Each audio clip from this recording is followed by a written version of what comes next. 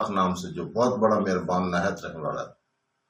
دوستوں، بہنوں، بھائیوں، بزرگوں، السلام علیکم ورحمۃ اللہ وبرکاتہ۔ ہمارے اس چینل تاریخ اسلام کے چینل میں ہماری سیریل ہے اسلامی میراث کی کہانی۔ آج اس کی 37 نمبر قسط ہے اور اس میں ہم بیان کر رہے ہیں بغداد کا زوال۔ اس کی آج 5واں حصہ ہے۔ دوستو، بہنوں، بھائیوں، بغداد کا نصف مغربی حصہ ایام اسلام میں الزوارا بمعنی کج یا خمیدہ بوجہ قبلہ رخ نہ ہونے کے کہلاتا تھا۔ بعض اقوال کے مطابق بغداد کو الرمورا اس وجہ سے کہتے تھے کہ دریائے دجلہ اس کے قریب ٹیڑھا ہو کر گزرتا تھا، اور مشرقی حصہ کو الرجا کہتے تھے۔ مسعودی لکھتا ہے کہ یہ دونوں نام اس کے زمانہ میں عام لوگوں کی زبان پر تھے۔ بظاہر دونوں ناموں کی شکلیں عربی ہیں، لیکن اگر حمداللہ مستوقی کا بیان صحیح ہے تو یہ بھی کوئی پرانے فارسی نام ہے، کیونکہ وہ لکھتا ہے کہ عربی بغداد کو مدینۃ الاسلام اور ایرانی زوارا کہتے تھے۔ خاندان ساسانیہ کے آخری زمانے میں اس جگہ ایک منڈی مہینے میں ایک دفعہ قائم ہوا کرتی تھی۔ مہینے میں ایک دفعہ لگتی تھی۔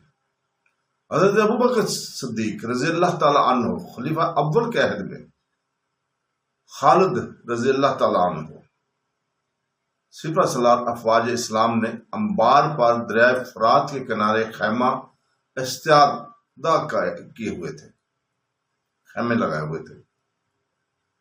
تھوڑی سی جمعیت کے ساتھ سوک بغداد پر منڈی کے موقع پر حملہ کیا اور غنیمت کا مال اور اسباب لوٹ کر لے گئے۔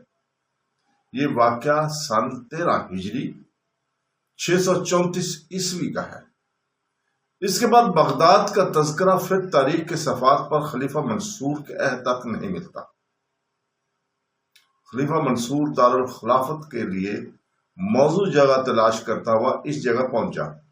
مورخ بیان کرتے ہیں کہ اس وقت اس جگہ بہت سے دیر نستوارا فرقہ کے لوگ تھے۔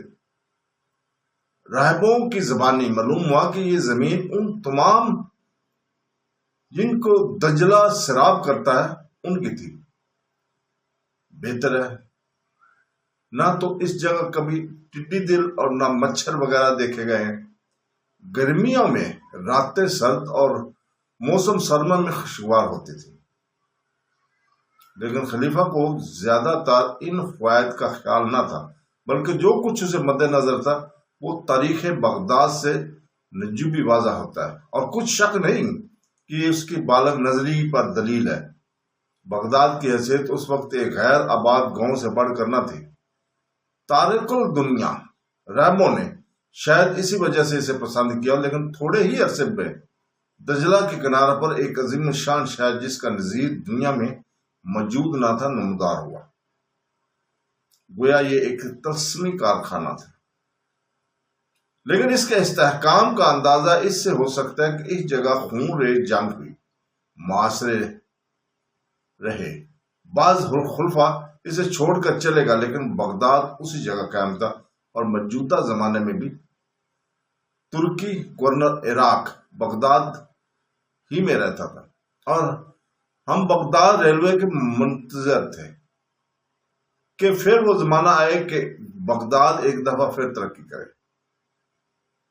تبری بیان کرتا ہے کہ خلیفہ جس وقت ریبوں سے بغداد کے حالات دریافت کر رہا تھا تو ریبوں نے کہا کہ ہماری پرانی کتابوں میں ایک پیشین گوئی لکھی ہوئی ہے کہ کسی زمانہ میں نہر فرات اور دریائے دجلہ کے درمیان ایک شخص مقلاس نامی ایک شہر آباد کرے گا۔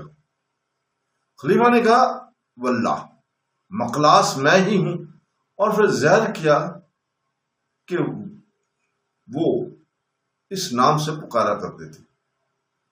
اصلی مقلاس تو ایک مشہور قزاق تھا مگر منصور کا نام اس وجہ سے پڑ گیا کہ ایک دن دایا کا کاتا ہوا دھاگا چرایا اور بیچ کر دوستوں کی دعوت کی۔ دایا کو جس وقت یہ خبر ہوئی تو منصور کو مقلاس کہا کرتے تھے۔ عربی مورخ خصوصاً طبری اور مقدسی بغداد کی نسبت باللحاظ موضوع دارالخلافت کے بہت کچھ لکھتے ہیں۔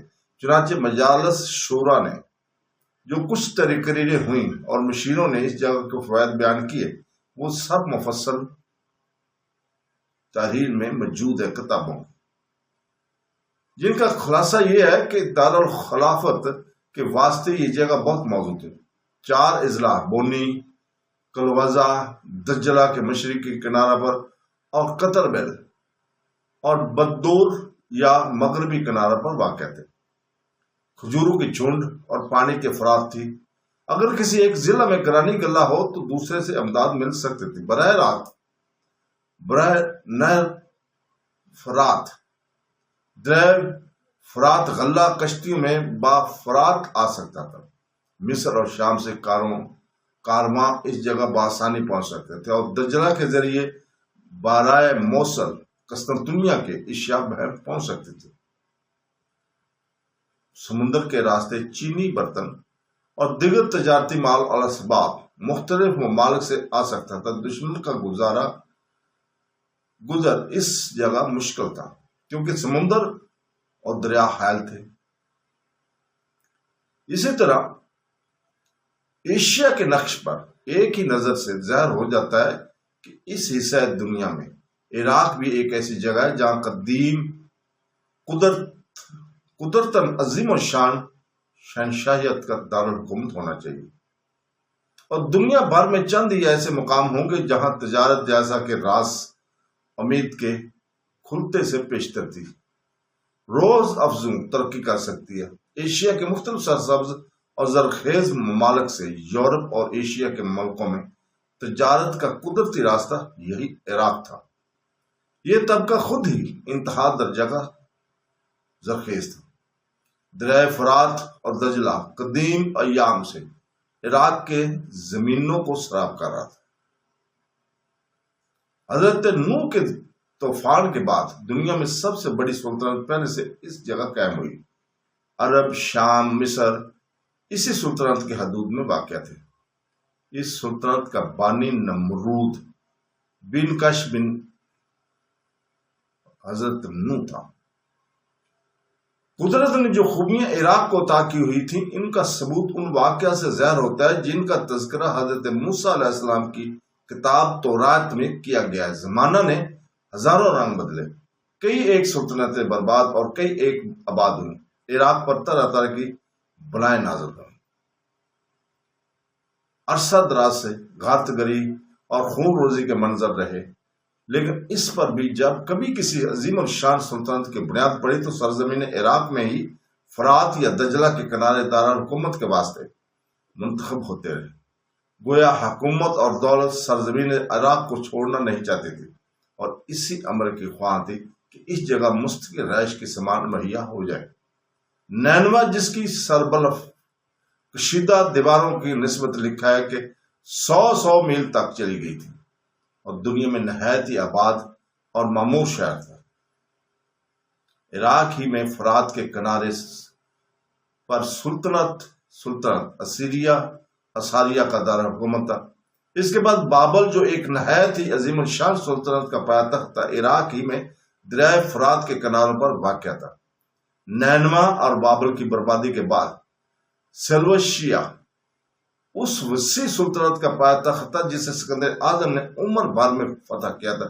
سکندر اعظم جس وقت دریائے ستلج کے کناروں سے واپس آیا ان وسیع مفتوح ممالک پر نظر کی جو دنیا کے مختلف حصوں میں پھیلے ہوئے تھے تو قدرتاً اس کے دل میں خیال پیدا ہوا کہ یونان ان ممالک پر حکومت نہیں کر سکتا۔ ایسی جگہ جہاں تمام عالم پر حکومت ہو سکتی تھی وہ رہیں سکندر اعظم کے سوائے عراق کے اور کوفی نظر نہ آئے۔ اس نے ارادہ کر لیا کہ اسی جگہ فرات کے کناروں اور بابل کے کھڈرات پر ایک نیا شہر آباد کروں، مگر بابل وہ شہر تھا جس پر خدا کا غضب نازل ہوا تھا اور جس کی نسبت نبیوں نے پیشے گوئیاں کی تھی۔ کہ برباد ہو کر پھر کبھی آباد نہ ہوگا۔ اگرچہ سکندر اعظم نے ایک نئے شہر کے بسانے کا سب سامان جیسا کیا، ایسے العظم شہنشاہ سے امید ہو سکتی ہے۔ بہن پچایا، مگر اب بھی کام شروع بھی نہ ہوا تھا کہ اجل نے آ لیا اور یہ یونانیوں میں خانہ جنگی شروع ہوئی۔ آخر جو شخص سکندر اعظم کا جانشین ہوا وہ اسی کا ایک فوجی افسر تھا۔ یہی شخص شال سوکس مشہور ہے۔ بابل تو اثر نو آباد ہونے سے رہا، اتنا ضرور ہوا کہ دریائے دجلہ کے کنارہ پر ایک نیا شہر شاہ سلوکس نے اپنے نام پر سلوشیا آباد کیا۔ سلوشیا کی ویرانی کے بعد اس کے قریب مدائن تعمیر ہوا، جہاں کا شہنشاہ موسم سرما بسر کیا کرتے تھے۔ تاریخ عراق کے مطالعہ سے حیرت پیدا ہوتی ہے کہ اللہ تعالیٰ نے یہ خطہ زمین کیسا بنایا تھا کہ دنیا بھر کی دولت اس جگہ جمع تھی۔ عیش و عشرت کا ہر ایک سامان اس جگہ مہیا تھا۔ نیکی اور بدکاری کے بڑے بڑے نمونے اسی جگہ موجود تھے۔ اس آبادی کو دنیا کا کوئی ملک کبھی نہیں پہنچا اور اس کی درد انگیزی تباہی کی داستانیں ایسی مشہور اور معروف ہوئیں۔ تاریخی قصے ہیں جو ہم قدیم ایام سے سنتے چلے آتے ہیں۔ عراق میں تب بھی اور اب بھی ان تاریخی واقعات کی یادگاریں موجود ہیں جو البصار کے واسطے عبرت کا سبق تھی۔ تو دوستو، اس کے ساتھ ہی ہم آج اجازت چاہتے ہیں۔ اگلی قسط تک اللہ حافظ۔